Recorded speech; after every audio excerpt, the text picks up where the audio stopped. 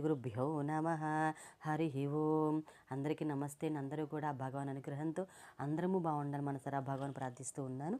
ఈ రోజున ఏకాదశి వ్రత మహత్యంలోని పాప విమోచని ఏకాదశి వ్రత కథ గురించి అయితే మనము విందాము.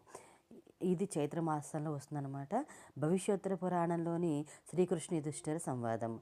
మహారాజు యుధిష్ఠిరుడు భగవంతుడైన శ్రీకృష్ణుతో ఇట్లు పలికెను. ఓ ప్రభు, చైత్ర బహుళ మాసంలో ఏకాదశి ఏ పేరుతో ప్రపంచంలో ప్రసిద్ధి చెందింది? దానికి ఎట్టి ఫలితములు కలవు? యథాప్రకారంగా నాకు చెప్పమని ప్రార్థించగా భగవాన్ శ్రీకృష్ణుడు పలికెను. ఓ మహారాజా, ప్రాచీన కాలంలో మాంధాత మహారాజు రోమస ఋషీశ్వరుని ఈ ప్రశ్న అడిగాను. అప్పుడు ఆ ఋషీశ్వరుడు దానికి ఏమి సమాధానం చెప్పినో నేను కూడా దానిని చెప్పుచూ ఉన్నాను అని.